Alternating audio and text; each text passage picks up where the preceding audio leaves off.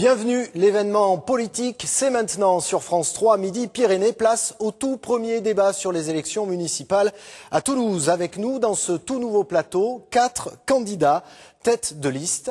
Mais parlons tout d'abord des absents, à commencer par Pierre Cohen. Nous avions évidemment invité l'actuel maire socialiste de la ville.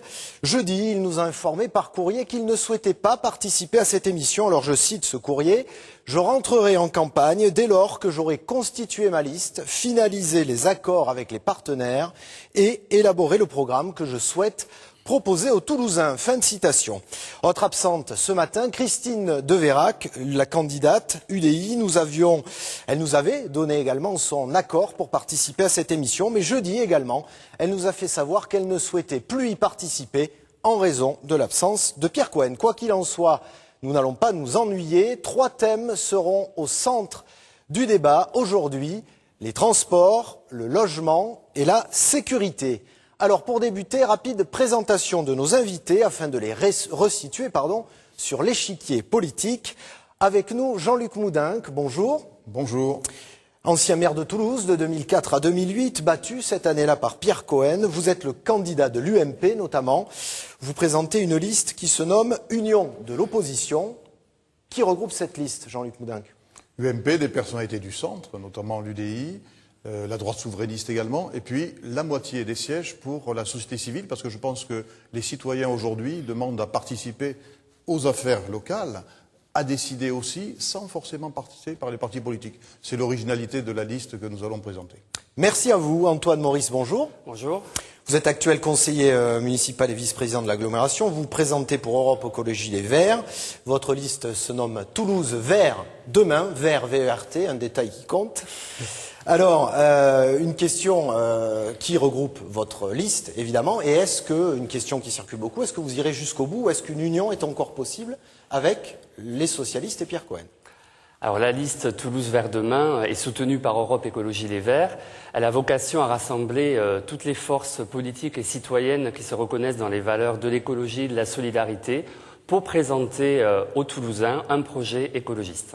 Et vous irez donc jusqu'au bout dans cette campagne, où il y a encore des discussions en cours avec l'actuelle majorité?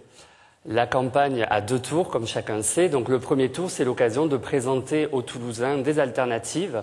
Et je crois qu'avec les temps qui courent, il est important qu'on propose à nos citoyens des projets différents que du bipartisme. C'est pourquoi les écologistes ont fait le choix, parce que Toulouse a changé, mais Toulouse a besoin d'un nouveau souffle, de présenter un projet écologiste en rassemblant toutes celles et tous ceux qui se reconnaissent dans ces valeurs. Et on reviendra plus précisément justement dans les points sur lesquels, notamment au niveau des transports, vous n'êtes pas forcément d'accord avec l'actuelle majorité.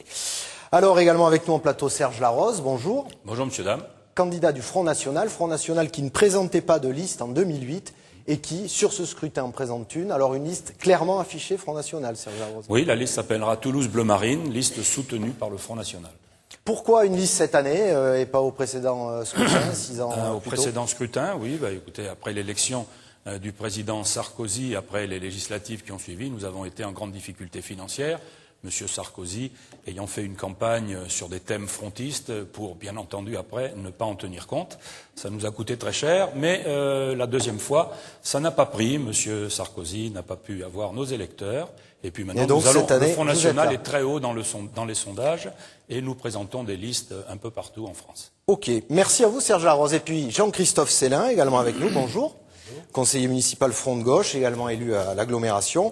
Votre liste se nomme Place au Peuple, avec le Front de Gauche, mais sans le Parti communiste. Écoutez, on ne sait pas encore. Les militants communistes vont voter le 15 et le 16 novembre. On espère que, comme dans d'autres grandes villes comme Lyon, Marseille, Carcassonne, Tarbes, ils vont valider la stratégie d'autonomie et de rassemblement qui est celle du Front de Gauche depuis 2009. En tout état de cause, le Front de Gauche sera présent avec la majorité de ses composantes dans le cadre de cette liste, qui sera soutenue aussi par Jean-Luc Mélenchon, qui est député européen de la circonscription. Et ce sera très clairement la liste contre les politiques d'austérité, pour l'égalité, mais aussi pour l'écologie, car avec nos camarades écologistes, nous partageons beaucoup de préoccupations écologiques, parce que la planète ne peut pas continuer comme ça. Merci à vous, ce qui nous a permis également de préciser que le Parti communiste, lui, ne s'est pas encore positionné sur ce scrutin. Parole aux citoyens également sur ce plateau. Deux d'entre eux vous poseront, messieurs, des questions d'ici quelques instants. Et puis vous pouvez également envoyer vos commentaires, vos questions via Twitter avec le hashtag suivant qui va s'afficher en bas de l'écran avec un mot-clé LVEL Toulouse. L'ensemble de vos commentaires figureront sur notre site Internet et certains d'entre eux seront abordés ici même dans le débat. D'ailleurs, on commence avec une de ces questions par Twitter. Elle nous vient de Claude Camus. Alors je la lis en même temps que vous. Emprunter la rocade de Toulouse matin et soir est un calvaire. Alors on fait quoi? C'est la question pour ouvrir ce premier thème des transports. Jean-Luc Moudinque, qu'est-ce qu'on fait sur cette rocade embouteillée? Déjà, on agit. Parce que depuis quelques années, on ne fait plus rien sur ce sujet. Donc nous proposons la réouverture du dossier de la deuxième rocade. Qui avait pourtant été écarté sous le ministère de l'écologie de Jean-Louis Borloo. Oui, parce qu'il n'y avait plus de soutien local là-dessus. Toutes les collectivités s'étaient entendues pour dire non, sauf qu'entre-temps, elles n'ont rien fait comme alternative à cette solution. Je pense que c'est une solution pertinente. Les autres agglomérations y travaillent. Nous sommes l'agglomération qui a la plus grande croissance sur le plan démographique et économique. Et paradoxalement, nous sommes la seule qui ne travaille plus sur l'idée de contourner le périphérique actuel. Donc l'idée, c'est quoi? C'est de réserver le périphérique actuel au déplacement du quotidien, domicile-travail, pour les habitants de l'agglomération, et de faire en sorte que le trafic de transit, qui vient de plus loin, qui va ailleurs, les camions en particulier, soient écartés de ce périphérique et puissent bénéficier d'anneaux spécifiques un peu en dehors de la ville. Antoine Maurice. J'étais encore à Jean-Louis Borloo, c'est pour ça. Antoine Maurice, non, c'est pas pareil. On va voir que vos positions, surtout, ne sont pas les mêmes. Vous, évidemment, complètement opposé à cette seconde rocade. Absolument. D'abord, dire que le résultat de cette situation, qui est réelle, les bouchons sur le périphérique, c'est le résultat de 40 ans de retard dans le développement des transports en commun dans notre agglomération, et Jean-Luc Moudinque en est largement responsable. Ce dossier de la seconde rocade, il a été enterré par le gouvernement UMP. Pourquoi ? Parce que c'est une fausse bonne solution. D'abord, un coût exorbitant et surtout, ça ne permettait uniquement d'absorber 2% du trafic en heure de pointe. Donc on voit bien que la solution n'est pas vers de nouvelles routes pour la voiture, mais au contraire, de donner à nos concitoyens une alternative à la voiture et de développer massivement les transports en commun. C'est pourquoi nous proposons pour notre part un vrai plan Marshall de développement des transports en commun et des modes doux pour notre agglomération. Jean-Christophe Célin, vous partagez certaines des positions d'Europe Écologie Les Verts sur ce dossier précis. Avant de passer plus largement au transport en commun, mais c'est totalement imbriqué, cette seconde rocade pour vous, clairement? Écoutez, plus on fait de routes, plus il y a de voitures. Et la question qui est posée aujourd'hui, c'est pas une question simplement de liberté individuelle par rapport à la voiture, c'est une question de santé publique et d'écologie. Il faut réduire la place de la voiture et augmenter l'offre et la place des transports publics. Moi, je suis pour une deuxième rocade, mais pas la même que Jean-Luc Moudinque. Je suis pour une deuxième rocade, autour de la rocade actuelle, une rocade de transport public en site propre, qui permettrait de distribuer tout autour de l'agglomération, avec tram-train ou avec bus. Le chantier doit être ouvert et cette réflexion doit être menée. Un système qui est fait, par exemple, à Paris, avec les bus de dans petite beaucoup de couronne, grandes villes, oui. Si vous voulez, vous avez la croix du métro qui distribue à l'intérieur de la ville. Il faut qu'il y ait une distribution circulaire. Et il faut réduire la place de la voiture individuelle et multiplier l'offre des transports publics, et y compris, on aura l'occasion d'en discuter, quand il y aura des transports plus nombreux et mieux cadencés, favoriser l'utilisation avec la gratuité totale des transports. Alors, on va revenir au transport d'ici quelques instants, au transport en commun. On conclut sur cette seconde rocade. Vous, Serge Larose, vous dites qu'il ne faut pas tomber dans la phobie de l'automobiliste. Oui, c'est exact. Oui, il y a une phobie, on y reviendra un peu tout à l'heure. Des surfaces qui sont supprimées pour les automobiles, des parkings qui sont supprimés. Je ne suis pas pour le tout automobile, mais non plus pour le tout contre l'automobile. Si la question est uniquement sur cette rocade, que je prends souvent aussi, effectivement, elle est en cours d'élargissement vers le Palaïs, San Palo, etc. On ne pourra pas éternellement élargir. Alors, une seconde rocade, il s'agit d'une rocade qui serait à l'est, il est évident qu'elle ne peut pas être dans l'immédiat, dans la banlieue immédiate de Toulouse. Il y a trop de maisons et une rocade nouvelle, large, si vous tenez compte de tout, il faut 100 mètres de large. Donc cette rocade ne peut être que très éloignée à l'est de Toulouse Voilà. On va passer de l'extérieur de Toulouse à l'intérieur. Alors, à l'intérieur du périphérique, Jean-Luc Moudenc, on a parlé, et on va en reparler, des transports en commun. Qu'est-ce qu'on fait pour fluidifier le trafic et justement proposer des transports pour tous? D'abord, il faut avoir une vision pragmatique et réaliste. C'est celle que je défends. Pas de vision dogmatique. Il faut que les Toulousains aient la liberté de se déplacer. Pas dogmatique, ça veut dire de la voiture quand même encore en centre-ville. Ça veut dire que les Toulousains doivent avoir la liberté de se déplacer par le mode de déplacement qu'ils souhaitent, au moment où ils le souhaitent. Et à partir de là, je ne veux pas rentrer dans une vision que j'entends ici ou là, à savoir, on choisit la voiture contre les transports en commun, ou on choisit les transports en commun contre la voiture.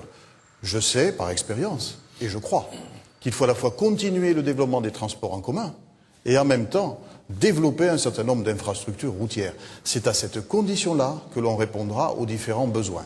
Concrètement, qu'est-ce que vous auriez fait que Pierre Cohen n'a pas fait pour les transports dans la ville aujourd'hui? C'est simple. Je pense que l'urgence, c'est de relancer les projets métro. Le métro, c'est ce qui attire les gens le plus facilement vers les transports en commun. C'est ce qui relancer, c'est-à-dire l'extension des lignes actuelles. C'est ce qui leur permet de basculer librement de leur voiture au transport en commun. Donc je propose, et je proposerai aux Toulousains dans les mois à venir, de relancer les projets métro, à la fois pour desservir la Beige, le deuxième bassin d'emploi de Midi-Pyrénées tout de même, et puis d'augmenter, de doubler la capacité de la ligne A, qui est aujourd'hui saturée, et qui accueille parfois jusqu'à 200 000, 220 000 voyages dans la journée. Antoine Maurice, vous qui êtes dans la majorité actuellement, comment jugez-vous ces positions qui ne cadrent pas exactement avec les vôtres, évidemment? Non. La nouvelle majorité, clairement, elle a réorienté la vision de la politique des transports. Cependant, ce que nous déplorons pour notre part, c'est un manque d'ambition dans les moyens, puisqu'aujourd'hui, le plan de déplacement urbain ne répond pas à nos engagements en matière de qualité de l'air, de réduction aussi des émissions de gaz à effet de serre. Donc les solutions seraient les bonnes, mais pas suffisamment nombreuses. Pas suffisamment, notamment parce que les collectivités et les exécutifs locaux n'ont malheureusement pas réussi à se mettre d'accord pour porter cette ambition. C'est pourquoi une des priorités pour nous, c'est de mettre en place l'outil de gouvernance qui permettra de rassembler le conseil régional, le conseil général, la communauté urbaine et les autres agglomérations pour permettre de mettre plus de moyens ensemble et de développer un maillage réel des réseaux de transport de bus. C'est-à-dire concrètement, là aujourd'hui, il y a une ligne de bus cadencée qui arrive beaucoup plus vite. Là où on en met une, on en rajoute deux. C'est ça, doublé. Un exemple concret, effectivement, dans le plan de déplacement urbain aujourd'hui, il est prévu une ligne dite linéo, c'est-à-dire avec un rythme plus fréquent de passage, un parcours sécurisé en temps. Dans un quartier, au lieu d'attendre 10 minutes, vous allez attendre 5 minutes. C'est ça.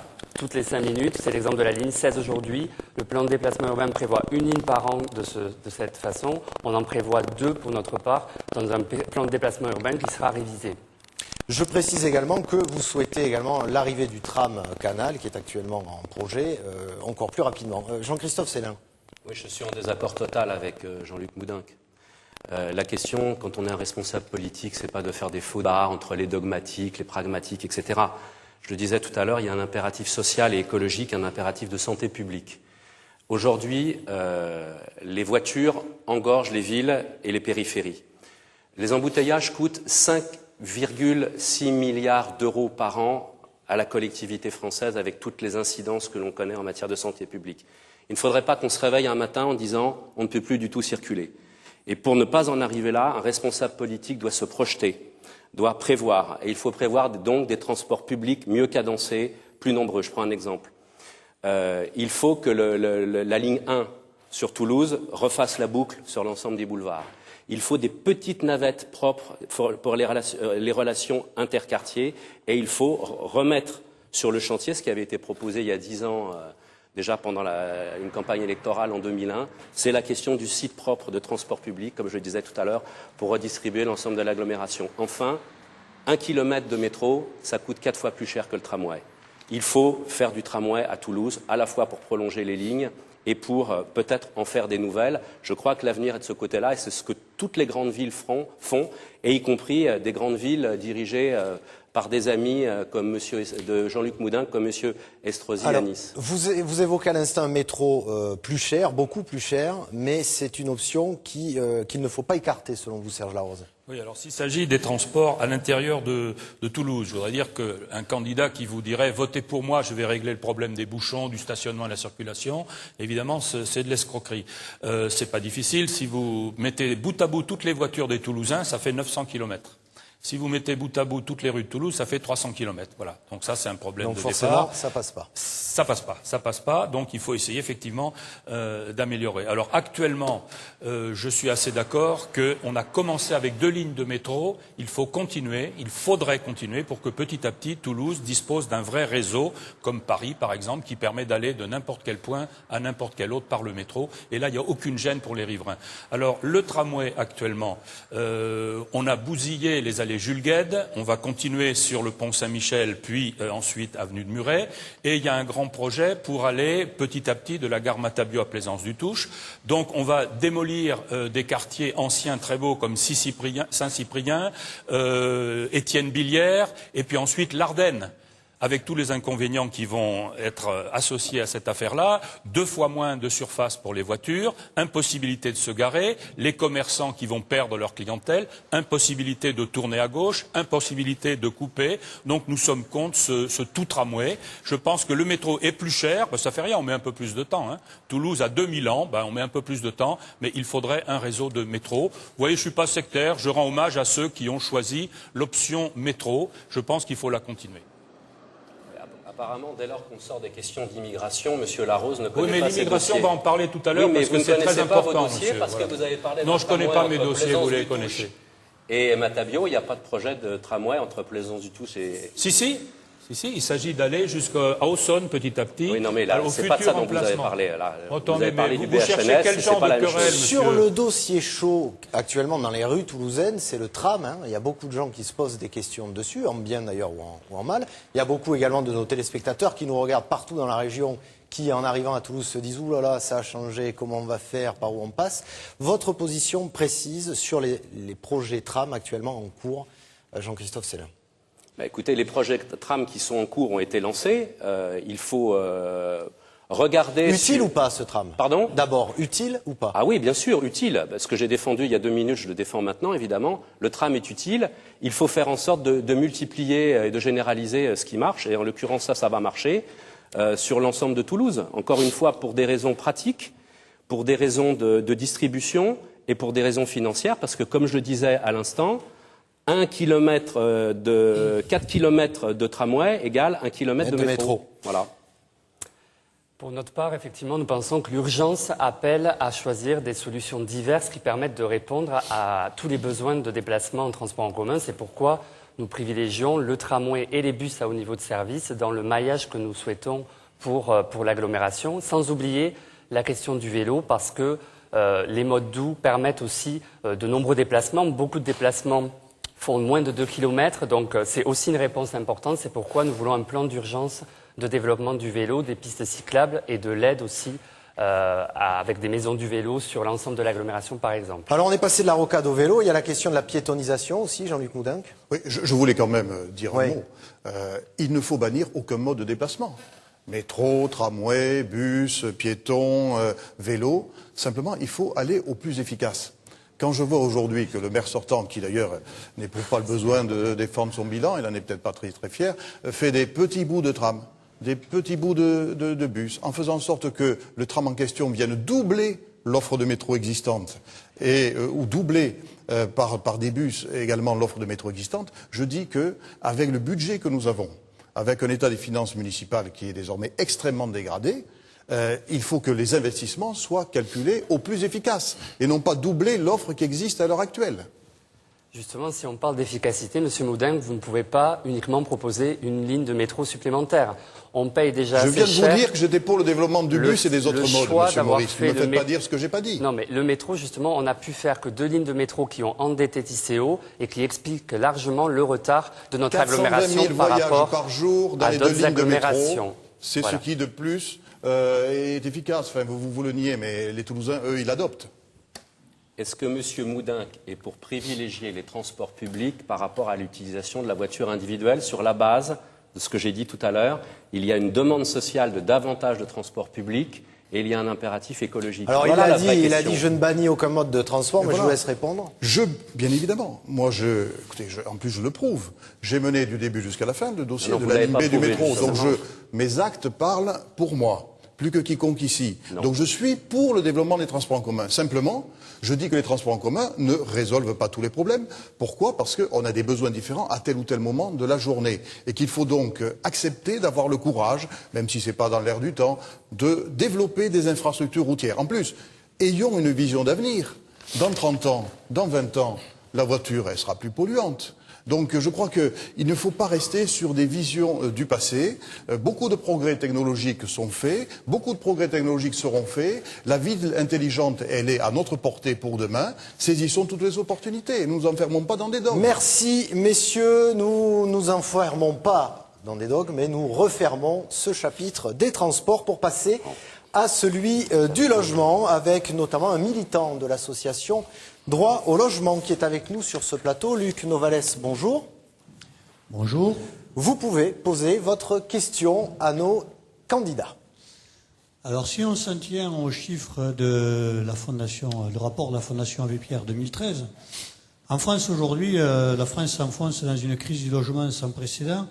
Nous avons 3,6 millions mal logés, ce qui correspond à peu près à 5 millions de situations fragilisées. Nous avons tous les ans un peu moins de 150 000 assignations au tribunal qui finissent par un peu moins de 120 000 décisions d'expulsion, dont la grande majorité sont pour des impayés de loyer. Nous nous retrouvons avec une urgence sociale qui fait que depuis le début de l'année, le 115 est à 95% de refus. C'est-à-dire que les personnes qui dorment à la rue et qui téléphonent au 115 pour savoir où elles vont dormir le soir, il y en a 9 sur 10, plus de 9 sur 10 à qui on dit on n'a pas de solution. C'est aujourd'hui les associations qui assurent par des réquisitions citoyennes cette urgence-là de l'hébergement. Il y a plusieurs centaines de personnes aujourd'hui qui sont hébergées par des associations qui assurent des réquisitions citoyennes. Alors la question que j'avais envie de poser, c'est... Allons-y, venons-en à la question, on vous écoute. La question que j'avais envie de poser, c'est justement dans ce cadre-là, avec pour rappeler le fait que le maire a une possibilité de réquisition qui lui a été donnée par une ordonnance le 11 octobre 1945. Je voulais savoir quelle va être votre position et quelle va être la place que vous allez donner pour sortir de cette crise du logement. D'une part, aux réquisitions dont on entend beaucoup parler, mais qui n'ont pas été encore mises en œuvre. D'autre part, rapidement, au changement, à la récupération de toutes ces surfaces de bureaux qui ont été développées, y compris à Toulouse, et qui les ne logements servent à rien vacants ou les pour éventuels faire du logements logement vacants à la place. Troisièmement, je voulais savoir par rapport à la position que vous allez avoir sur les logements alternatifs, qui sont aussi une réponse quand on pense justement aux logements légers, aux logements coopératifs. Voilà, donc c'est tout un tas de questions que je voulais poser aux différents candidats. Merci Luc Novales, un état des lieux. Et donc une question, concrètement, on va attaquer par les réquisitions. Vous êtes pour les réquisitions, Jean-Christophe Absolument. Sellin. Alors, d'accord, mais comment on fait? Écoutez, on est en République, il y a des lois qui protègent encore les citoyens et qui permettent de défendre l'intérêt général. Il se trouve qu'après la Seconde Guerre mondiale, là où il y avait une très très forte crise du logement, alors que la crise du logement est beaucoup plus forte maintenant, on a fait la fameuse loi de réquisition. Il suffit que le maire saisisse la préfecture et y compris établisse un rapport de force avec la population. Il ne faut pas hésiter à le dire, notamment avec des associations comme Droit au logement. C'est-à-dire un rapport de force? Un rapport de force, y compris dans la rue, si vous voulez. Quand vous avez des gens qui se mobilisent, les changements ne se font pas à froid, ils se font à chaud. Une municipalité de gauche, une municipalité progressiste n'a pas peur des associations, elle n'a pas peur du mouvement social. Parce que le mouvement social, notamment sur les squats, est déjà dans la rue actuellement. Eh bien, écoutez, il y a des choses à voir, mais pour ce qui concerne les positions de droit au logement, qui sont des positions absolument correctes depuis la création de droit au logement au moment de la lutte de la place de la Réunion en 1991, il faut l'application de la loi de réquisition. Il y a 2000 logements vides. J'allais vous le demander, combien? 2000 logements vides publics et institutionnels sur Toulouse. Il faut que, d'abord pour des raisons d'urgence, mais aussi pour répondre à cette question du mal logement qui touche le cœur du salariat, les précaires, mais aussi les étudiants, etc., on puisse répondre très concrètement et très rapidement, en attendant la livraison des logements sociaux, dont on pense qu'il en faudrait plutôt 30 000 dans la prochaine mandature que 22 000 qu'il y a là. Ouais. des logements sociaux et des logements très sociaux, il y a la possibilité immédiate. On va y revenir. Restons au chapitre la loi. Des réquisitions. Serge Larose, sur cette question est précise, c'est uniquement sur les réquisitions. Pour l'instant, parce qu'il y avait plusieurs questions dans la question de Luc Novales, mais on va essayer de clarifier les choses. Tout à fait. Nous sommes bien entendu contre la réquisition. Je pense par exemple à un Français qui travaille outre-mer, qui a son appartement vide à Toulouse, il va rentrer, il va trouver des gens dedans. Des logements publics. Des Roms par exemple. Logements publics. Attendez, non, puisque les Roms sont logés actuellement aux frais des municipalités. Monsieur Larose. Comment des logements publics? On parle des logements publics vides, on ne parle pas des logements privés. Ou des bureaux, comme le disait Luc à la Novales. municipalité. Non, Oui. enfin, la réponse c'est non au squat et non à la réquisition des logements. Il y a un droit de propriété en France, puisque vous parlez de loi républicaine. La propriété privée est reconnue par la Constitution. Publics, monsieur Larose. Oui, d'accord. Jean-Luc Moudin, sur cette question très précise de la loi de réquisition et de la possibilité ou pas pour la mairie de réquisitionner des logements. Nous avons une expérience. En 2001, lorsqu'il y a eu la catastrophe d'AZF, il y avait plusieurs milliers de personnes qui étaient privées de logement ou en difficulté de logement.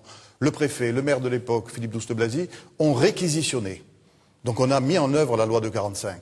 À quelle hauteur, on se souvient combien de réquisitionner sans se fixer un plafond. Mais le problème, c'est que le résultat, vous savez combien il y a eu de logements réquisitionnés? Il y en a eu 40. Autrement dit, on n'a pas répondu aux besoins. Donc la réquisition, c'est la fausse bonne solution, c'est une atteinte au droit de propriété, et c'est surtout une manière de fermer les yeux sur les squats qui se sont développés dans notre ville de manière extrêmement préoccupante dans tous les quartiers. Je suis contre les squats, je suis pour une mobilisation municipale pour évacuer les squats, pour deux raisons. Parce que c'est un droit de la propriété qui se trouve piétiné, mais aussi parce que c'est l'atteinte à la dignité des personnes et des familles qui sont rassemblées à cet endroit. Et donc, en termes de bâtiments publics, quand des bâtiments publics sont vides? Mais il n'y en a quasiment pas. Il ne faut pas raconter n'importe quoi. Moi, ce que je crois, c'est qu'il faut afficher une politique de logement volontariste et ambitieuse. Je serai le maire qui favorisera l'accès de tous les Toulousains au logement et à la propriété en particulier, au logement tout au long de leur vie. Ça s'appelle le parcours résidentiel. Antoine Maurice, sur cette question des réquisitions, on ne vous a pas entendu. Donc sur la réquisition, nous sommes également favorables à l'application de cette ordonnance. Ce que n'a pas fait l'actuelle majorité dont vous faites encore partie. Donc nous voulons notamment, elle est compliquée quand même, la mise en œuvre des réquisitions, donc nous voulons notamment utiliser la possibilité ouverte par l'ordonnance de Cécile Duflot de transformer des bureaux en logement, et là, pour le coup, il y a 72 000 m² à Toulouse de bureaux neufs vides, 150 000 m² aussi de bureaux non utilisés. Donc ces bureaux-là, nous voulons les utiliser pour les transformer en logement, et là-dessus, je pense que la nouvelle ordonnance va permettre d'aller plus vite pour les réquisitions. Oui, mais ces bureaux n'appartiennent pas au domaine public. Ces bureaux sont privés, monsieur. Donc c'est bien ça, vous voulez réquisitionner des biens immobiliers qui appartiennent à des privés. Attendez, expliquez. Les bureaux, c'est bien ça. Répondez. Non, c'est pas forcément, c'est des bureaux notamment qui avaient été créés pour justement accueillir de l'activité économique qui ne sont pas utilisés. Et l'ordonnance de Cécile Duflot permet la transformation de ces bureaux vides en logements, et ça paraît indispensable quand on voit les chiffres. Donc vous allez forcer, le DAL obliger en les termes de propriétaires, besoin de logement aujourd'hui sur notre territoire. Vous allez obliger les propriétaires à transformer ces bureaux en logements, c'est bien ça. On élargit la problématique du logement avec, vous l'avez déjà abordé, hein, Jean-Christophe Célin, décidément vous avez toujours un coup d'avance, les logements sociaux. Je vous remercie de le noter dans le débat. Les logements sociaux, dans le débat j'entends, dans le débat évidemment. Les logements sociaux, il en faut plus. Il en faut plus, mais pour qui et pour quoi faire? Permettez-moi quand même rapidement, là, pour le coup, vous prenez un coup de retard. Là. Je veux dire, Jean-Luc Moudin, qui est encore plus Serge Larose, ont montré la vraie nature de leur proposition. On défend soi-disant la propriété privée, alors qu'on parle du parc public et institutionnel. Oui, dans le parc institutionnel, quand il y a des logements qui servent à la spéculation et qu'il y a une urgence sociale, la logique républicaine veut qu'on réponde d'abord à l'urgence sociale par rapport à la spéculation. Et oui, nous réquisitionnerons ces logements. Sur la question des logements sociaux. Les logements sociaux, il faut introduire une proportion beaucoup plus importante de logements très sociaux. Je prends un exemple. Un couple aujourd'hui qui est au SMIC a beaucoup de mal à obtenir un logement social. Donc paradoxalement. Donc il faut revenir à des quotas de logements très sociaux, et c'est la maîtrise du foncier de la part de la municipalité qui permettra dans les constructions de pouvoir avoir des logements sociaux, et dans ces logements sociaux, une part très importante de logements très sociaux. Serge Larose, sur cette question des logements sociaux. Écoutez, les logements sociaux, j'aurais quand même faire une remarque. Je connais beaucoup de couples français qui n'arrivent pas à obtenir un logement, alors qu'apparemment il y a une priorité d'attribution des logements aux étrangers. Je trouve ça totalement anormal. Tout le monde sait que certaines municipalités ont été condamnées à loger dans des hôtels à 80 € par jour des Roms. Je trouve ça parfaitement scandaleux. Donc nous sommes pour une priorité de toute l'action sociale en faveur des Français, des couples français, et ça n'est pas le cas maintenant. C'est la préférence étrangère qu'on appelle de la discrimination positive. Antoine Maurice. Évidemment, en totale opposition à ce qui vient d'être dit, puisque nous sommes favorables à l'égalité républicaine pour notre part. Concrètement, ce qui vient d'être dit, c'est faux. Il n'y a pas de priorité aux sûr. étrangers sur l'attribution des logements sociaux. Bien sûr que c'est faux. Sur la question du logement, je crois que dans la question, il y avait beaucoup de propositions à juste titre, parce qu'il faut une diversité de réponses. Bien sûr, augmenter les logements sociaux. Alors aujourd'hui, sur Toulouse même, on a atteint les 20% de la loi d'avant. Aujourd'hui, on doit atteindre les 25% de la loi Duflot, donc il faudra continuer, poursuivre le développement et aussi penser à un équilibre territorial sur l'agglomération, puisque c'est à cette échelle que s'élabore le programme local de l'habitat. Mais nous proposons également d'avoir un programme d'accession sociale à la propriété et aussi envisager la prise de compétence de l'hébergement d'urgence, ce qui sera permise a priori demain dans le cadre de Toulouse Métropole. Nous souhaitons pouvoir porter au plus près cette question pour faciliter vous reprenez à votre la charge mise en œuvre. La mise en œuvre de l'hébergement d'urgence. Ce serait un transfert de l'État avec les moyens bien sûr afférents, mais ça, je crois, facilitera aussi la mise en œuvre de l'hébergement d'urgence qui effectivement aujourd'hui est saturé. Le maire sait peut-être mieux que le préfet quels logements sont disponibles et dans la mise en œuvre, ça nous paraîtra effectivement beaucoup plus efficace. Enfin, la question effectivement de la troisième voie de l'habitat est pour nous fondamentale et nous sommes favorables à développer les formes d'habitat participatif dans l'ensemble des programmes d'aménagement, parce qu'aujourd'hui, ça répond à une demande aussi sociale d'avoir un partage d'espace en commun, d'avoir une nouvelle forme d'habitat, de la même manière que l'habitat léger est pour nous une réponse, puisqu'aujourd'hui, l'urgence du logement est telle qu'il faut un panel de solutions.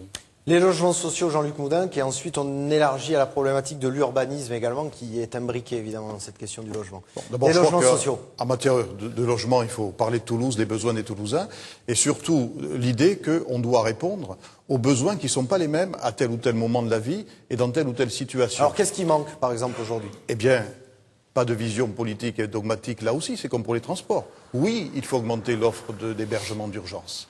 Oui, il faut davantage de logement social.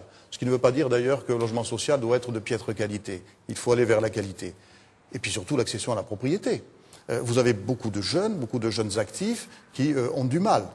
Eh bien, il faut les aider avec des prêts à taux zéro pour qu'ils accèdent à la propriété. L'accession sociale à la propriété, l'accession moins sociale, le logement intermédiaire ou le logement à prix abordable, qui est à mi-chemin entre le logement social et le fait de se rendre propriétaire de son logement. Autrement dit, là aussi, il faut que la collectivité offre une palette variée pour que chacun puisse faire son choix selon ses besoins. Et c'est l'objectif que je me suis fixé. Sur la problématique plus générale de l'urbanisme, on parle aujourd'hui parfois, Serge Larose, de densification urbaine, de construction d'immeubles de plus en plus nombreux. Votre position par rapport à cette logique plus générale de l'urbanisme? Très rapidement sur le sujet précédent quand même. Le vrai problème, pourquoi il y a un problème de logement? Parce que la France est en voie de tiers-mondisation, de paupérisation. Si les Français trouvaient un emploi, si les Français étaient correctement payés, parce que le SMIC c'est devenu un salaire maximum maintenant pratiquement, si les Français avaient du travail et avaient un salaire convenable, il n'y aurait pas de problème de logement. Le problème de logement, il vient de la paupérisation qui est due aux gouvernements de droite comme de gauche qui sont en France depuis 40 ans. Voilà, la responsabilité, elle est là. C'est la pauvreté qui ne fait qu'augmenter. Si vous mais regardez... quoi qu'il en soit, aujourd'hui, concrètement, il faut faire quelque chose pour ces gens qui ont du mal à trouver un logement. Les gens ont du mal à trouver un logement, oui. Alors, ou un mal plus global à vivre dans les grandes villes, notamment les grandes villes de plus en plus chères. Oui, mais alors autre chose. J'ai appris par la presse et par Internet qu'il y avait 5000 familles nouvelles qui venaient s'installer à Toulouse par an. Je voudrais savoir quelle est l'origine de ces familles, n'est-ce pas? Parce qu'il est impossible de loger 5000 familles supplémentaires tous les ans. Ou alors on va prendre l'argent encore dans les poches des Français, ils n'en peuvent plus de la fiscalité, pour construire des logements. Et puis, puisqu'on va parler d'urbanisme et de la qualité du logement, mais tout ce qui vient d'être fait dans les années que nous terminons maintenant, tout ce qui a été fait par exemple à Montaudran, au terminus du métro, à Borde-Rouge, mais c'est horrible. On est revenu aux années 60 en pire. des immeubles laids avec coursives qui se regardent serrés les uns contre les autres. Il faut aller voir à Montaudran. Les magasins, les commerces qui se sont installés, ils n'ont pas tenu, ils ont été braqués 2 ou 3 fois. Ils sont partis. Il faut parler de ça. La politique, c'est quand même la réalité toulousaine. Répondez là-dessus, Antoine Maurice. J'invite tout le monde à aller voir ce qu'on a construit à Borde-Rouge. On enlaidit cette ville de Toulouse. On a bien compris votre position, Serge. Répondez sur ce chapitre, Antoine Maurice. Oui, sur cette question, Borde-Rouge, c'est effectivement pas le meilleur exemple de développement urbain, puisque c'est un projet qui avait été porté par M. Moudinque.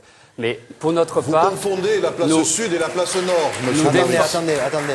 Nous défendons... Vous allez répondre, Jean-Luc Poulet. Nous défendons pour notre part, effectivement, de la densification douce, c'est-à-dire que pour nous, la densification, d'abord, c'est une nécessité parce que l'étalement urbain a produit justement tous les dysfonctionnements dont on a parlé en termes de transport, pas de possibilité de se déplacer.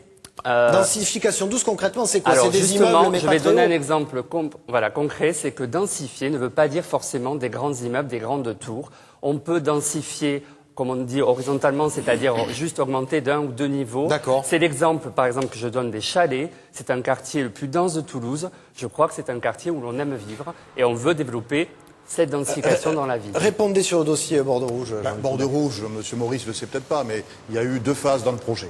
La phase de Borde-Rouge Sud, autour de la place Froidure, effectivement, c'est notre équipe qui l'a mise en œuvre et je crois que quand on y va, on peut être satisfait et fier de ce qui a été fait. Par contre, la place Nord, qui a été développée ces dernières années, effectivement, je trouve qu'il y a une anarchie architecturale, il y a des hauteurs excessives. Moi, je suis pour construire. Simplement, il faut nuancer la densité. Si vous plaquez le principe de densité de manière uniforme partout, alors effectivement, il y a des erreurs d'urbanisme. Il faut le nuancer. Il faut par exemple que dans les quartiers pavillonnaires, on puisse garder le caractère pavillonnaire de ces quartiers, et dans d'autres endroits où, au contraire, on peut avoir davantage de hauteur, davantage de gestes architecturaux, il ne faut pas hésiter à le faire. Donc là aussi, évitons de plaquer une vision toute faite, au fond, une vision dogmatique. Rapidement, pour conclure sur ce dossier de l'urbanisme, vous vouliez dire, rajouter quelque chose? C'est évident. Jean-Christophe Célène, très rapidement. Oui, il faut maîtriser l'urbanisme sur Toulouse, et les propositions d'Antoine Maurice sont plutôt correctes et on les partage. Mais moi, je voudrais quand même revenir sur ce que le Front National a dit sur la question de la paupérisation. Oui, il y a une paupérisation, parce qu'aujourd'hui, c'est la finance qui gouverne. Donc si M. Larose est pour prendre les centaines de milliards au capital qui manquent dans les recettes publiques, il fera un grand pas en avant et un grand pas vers la gauche. Mais ce n'est pas ce qu'il propose. Il propose de faire le tri entre les Français. Et la dernière fois qu'on a fait le tri dans notre population, c'est en 1940 et ça nous laisse de mauvais souvenirs. Oui, très bien. Je m'y attendais. Oui, je voudrais dire... Répondez là-dessus rapidement. Oui, très bien. Je voudrais dire, donc, avec ces 5000 familles qui arrivent, et puis à partir du 1er janvier... Non, mais répondez la à ce Bulgarie qu'a dit et la Roumanie qui rentrent... L'état des lieux, vous nous l'avez déjà exposé. Mais à Montaudran, vous avez Jean-Christophe 400 Célin. caravanes. 400 caravanes avec des belles Mercedes ou des belles BMW de Rome. Qu'est-ce qu'on en fait? Bon, vous répondez pas à la question. Vous ne répondez pas à la question de Jean-Christophe Célin. Allez, on referme le On a accepté chapitre 1 du 500 logement. 000 pieds noirs, on peut accepter 17 000 Roms. On répond, s'il vous plaît. On referme, s'il vous plaît. Là, on ne peut pas laisser passer ça. On ne peut pas laisser passer ça, monsieur. D'assimiler les pieds noirs qui sont rentrés en France avec les Roms, je n'accepte pas, monsieur. Ce sont des personnes humaines, c'est l'humanité universelle. Que la Roumanie, je souhaite que les Roms soient heureux et que la Roumanie s'occupe de ces Roms. Très bien. Que l'Algérie s'occupe des Algériens et la France pourra s'occuper des Français. Merci, Quand vous parlez de bonheur, on est inquiet, monsieur Larose. Oui, vous êtes inquiet, mais moi je suis beaucoup pour la France et les années qui viennent. Le bonheur, il passe aussi par la sécurité, la tranquillité, le vivre ensemble. Dans les feux, troisième chapitre de cette émission. Je vous laisse reprendre vos esprits. Messieurs, dans les feux de l'actualité, ces derniers mois, notamment, les commerçants braqués et notamment les bijoutiers. Ah, voilà. Avec nous, donc, pour poser une question, Philippe Pujol, bonjour. Bonjour. Vous êtes le coprésident de la Chambre professionnelle des horlogers, bijoutiers, joailliers de Midi-Pyrénées. Posez votre question à nos invités. Oui, messieurs, bonjour. Je voudrais donc que vous sensibilisez un petit peu donc, à la sécurité, tout d'abord des Toulousaines et des Toulousains, mais également à la sécurité des commerces, notamment les commerces à risque. Vous n'êtes pas sans savoir que les braquages sont de plus en plus violents, notamment en ce qui concerne les bijoutiers. On l'a vu dernièrement sur Marseille. Dans la région toulousaine, sur les 10 derniers mois, il y a eu 3 agressions très très violentes, dont un de mes collègues a quasiment perdu un œil. Donc il faut savoir qu'aujourd'hui, c'est un problème important qui touche tous les commerces, notamment le commerce à risque. Donc j'aimerais savoir si, notamment dans le centre-ville de Toulouse et près des commerces dits à risque, vous comptiez mettre des caméras de surveillance pour surveiller justement tous les aléas de tous ces délinquants qui forcément font des repérages avant de passer à l'acte et qui nous permettraient justement de pouvoir remonter la trace de ces gens-là pour pouvoir les appréhender et limiter également tous les problèmes que nous pourrons rencontrer au quotidien et qui vraiment nous gâchent vraiment la vie très très souvent. Merci à vous de cette question, Philippe Pujol. Antoine Maurice. Oui, alors je vais répondre à votre question. Vous développez dans votre réponse le présupposé que la vidéosurveillance serait une réponse efficace. Or, à ce jour, je rappelle qu'il n'y a aucune étude qui a montré la réelle efficacité de cet outil. Donc nous ne voulons pas une réponse dogmatique de dire on va mettre de la vidéosurveillance. Donc je rappelle par ailleurs qu'elle est quand même une atteinte aux libertés individuelles et que donc elle ne peut être qu'une exception. Pour notre part, d'abord, nous préférons parler de tranquillité. Je crois que ce que vous aspirez, auquel aspirent les Toulousains, c'est d'être en tranquillité. La sécurité, c'est d'abord un sentiment, un état d'esprit. Donc nous voulons répondre à ce souci de tranquillité légitime. Pour notre part, il n'y a pas donc de solution miracle, il y a un panel de réponses qui On va y venir à des réponses plus sociales d'ici quelques instants. Okay. Vous avez déjà répondu notamment au chapitre sur la vidéosurveillance. Jean-Luc Moudenc. La sécurité sera ma priorité si les Toulousains me font confiance. Avec un engagement volontariste et actif de la municipalité qui fait gravement défaut. On est la seule grande ville de France qui n'a pas choisi la vidéoprotection ces dernières années. Si on prend concrètement l'exemple de Philippe Pujol, je réponds directement, monsieur. Je pense qu'effectivement, avec les représentants des professionnels qui sont en première ligne, on a les statistiques. Il y a les bijoutiers, il y a les tabac-presse. Il faut travailler. Il faut mettre en œuvre un plan global sur l'ensemble de la ville. Ça fait partie de ce que j'appelle le diagnostic territorial de sécurité. C'est un terme un peu techno, mais qui a le mérite de montrer que cette question, il faut la prendre sérieusement, froidement, et non pas par, je dirais, des postures politiques positives ou négatives. Et il faut effectivement identifier quels sont les risques, là où ils sont, et adapter une réponse, développer des caméras, plusieurs centaines de caméras. D'autres villes l'ont fait, Lyon, Montpellier, Strasbourg.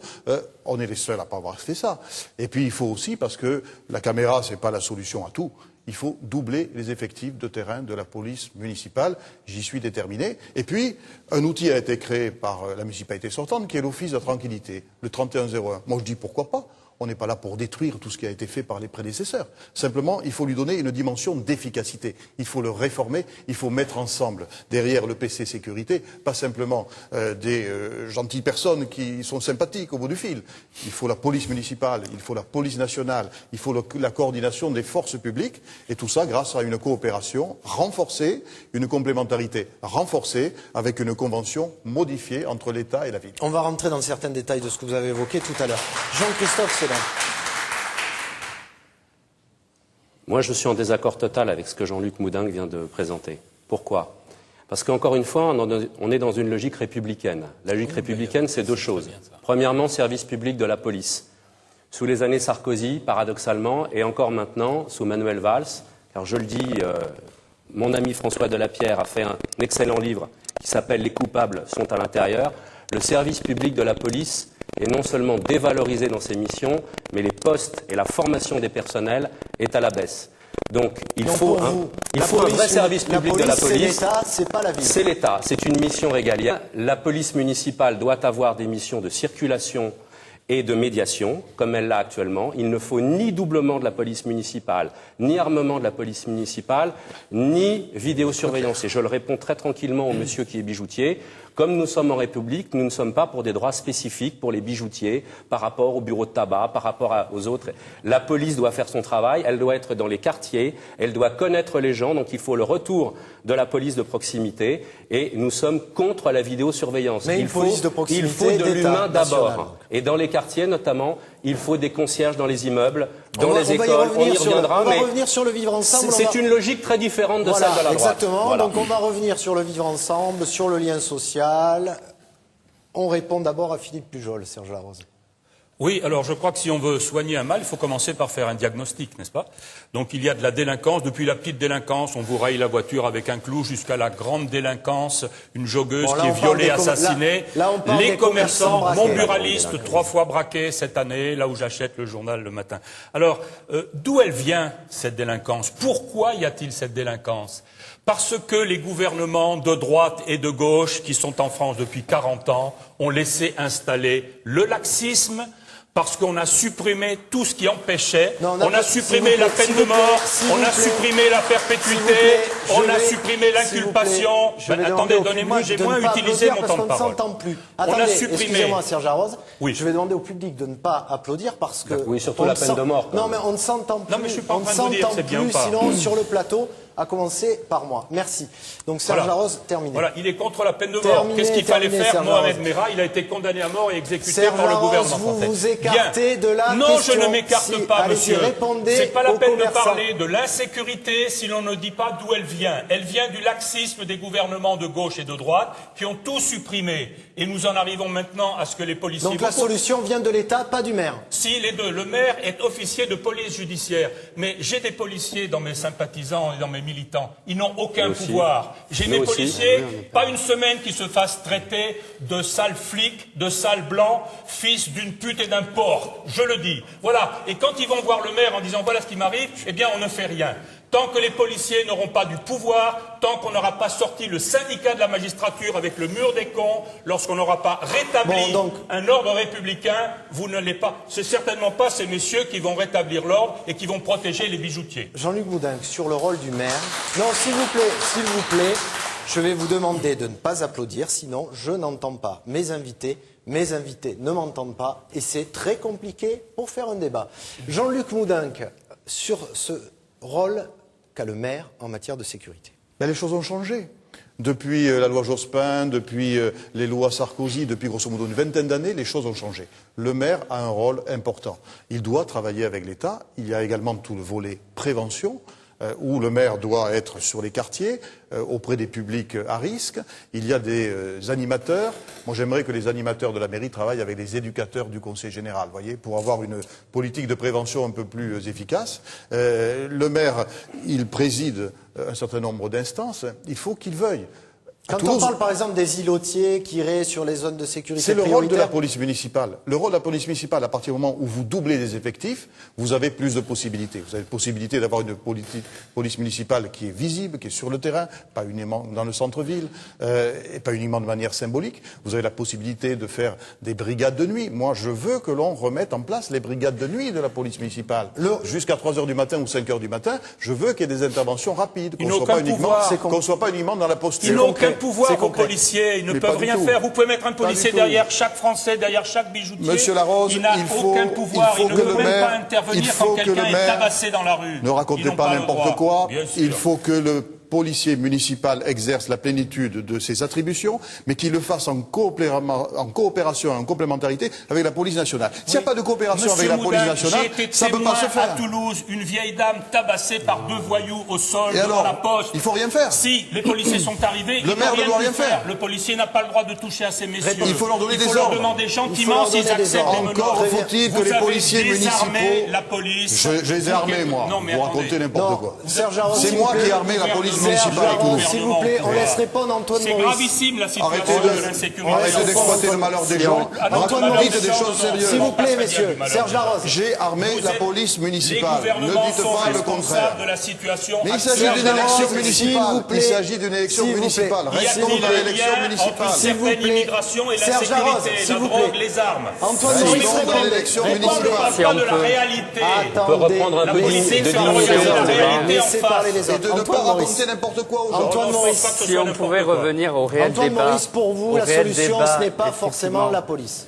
C'est surtout que là, j'entends surtout des discours, des postures. S'il vous plaît, je vais demander, excusez-moi, je vous coupe, parce qu'une fois de plus, j'en perds mon stylo. Je vais demander à nos amis dans l'assistance d'être calmes, sinon je ne vous entends pas et le téléspectateur ne vous entend pas également. Allez-y. D'autant que j'aimerais revenir effectivement à qu'est-ce qu'on peut proposer concrètement plutôt que de s'enfermer dans des postures ou des combats dont je laisse la droite et l'extrême droite se régler leur compte.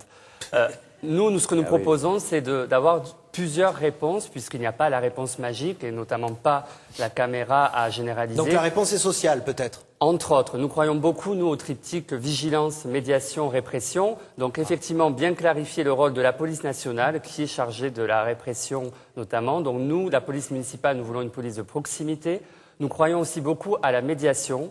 Il y a des exemples qui marchent, notamment à Montreuil, où ils ont développé un service de médiation, à la fois embaucher des médiateurs sur l'espace public, mais aussi former des habitants à la médiation pour démultiplier effectivement la présence humaine qui reste le cœur de nos propositions. Enfin, un point sur tout ce qui est espace public. Souvent, la tranquillité revient quand on se réapproprie l'espace public.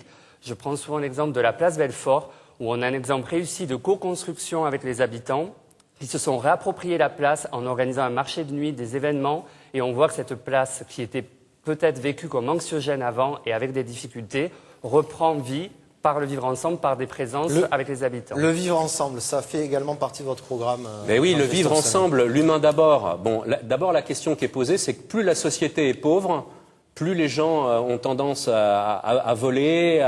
Bon, donc la question qui est posée. Pour vous, l'insécurité, elle est d'abord économique. L'insécurité, elle est d'abord sociale. Hein. La sécurité, donc, doit être d'abord sociale. Je renvoie à la sécurité sociale, à la protection sociale, aux retraites. Hein. Si on a un emploi, si on a un bon transport en bas de chez soi, une plage en crèche, une école pour ses enfants, etc., c'est un élément de sécurité sociale. À Toulouse aussi, la question de la sécurité écologique est valable plus qu'ailleurs. On a vécu à ZF, il y a les bombes à retardement des ballastières dans la Garonne, il y a la gare Rénale avec les wagons de combustible qui se sont renversés il y a quelques jours en pleine ville. Donc la sécurité, elle est au niveau de l'environnement aussi. Et quand on dit l'insécurité, on doit chasser tous les délinquants et pas simplement la question de la joggeuse dans le bois, etc. C'est-à-dire La grande délinquance, 60 milliards d'évasion fiscale, 60 milliards de fraude fiscale.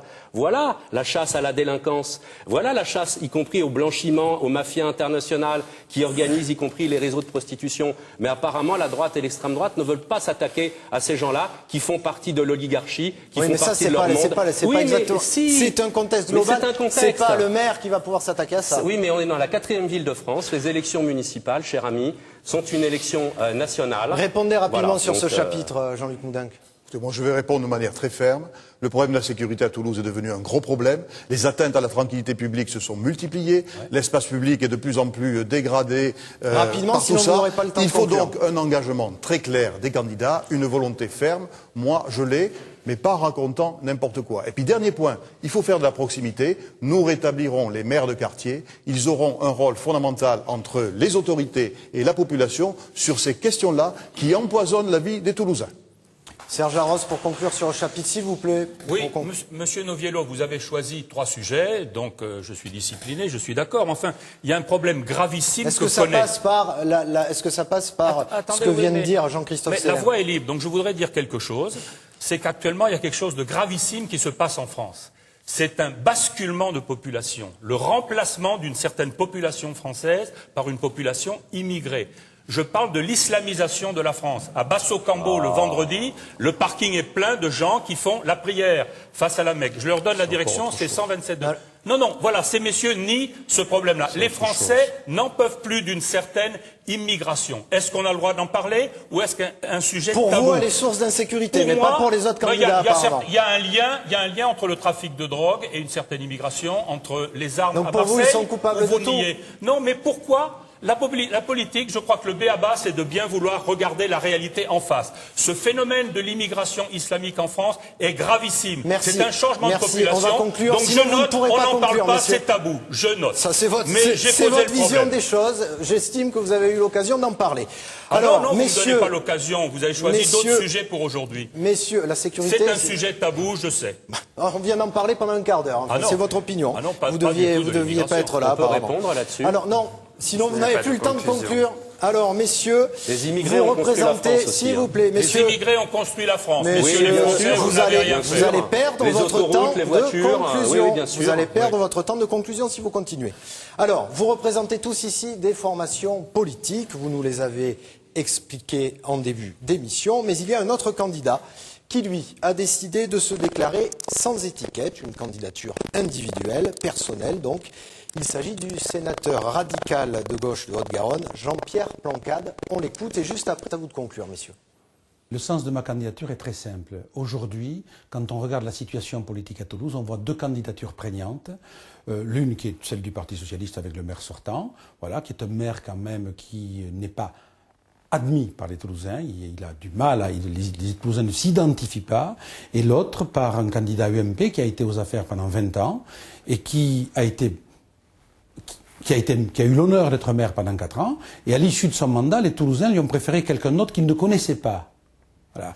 Et quand je regarde ce qui se passe aujourd'hui dans la presse, la constitution des listes, etc., je me rends compte d'une chose, que c'est pas l'intérêt de Toulouse. Pour le moment, c'est la lutte des places. Dans les deux partis, vous voyez bien que c'est la lutte des places.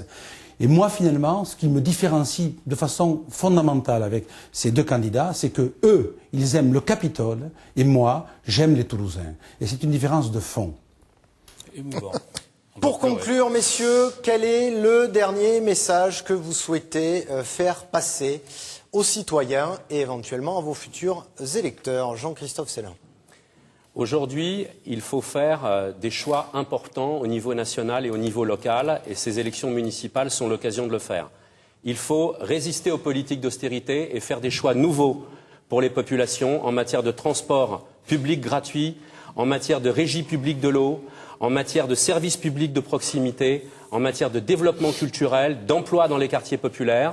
Donc nous appelons à un grand rassemblement social, écologique et démocratique autour de la liste Place au Peuple avec le Front de gauche pour mettre en œuvre ces changements et cette mobilisation nécessaire.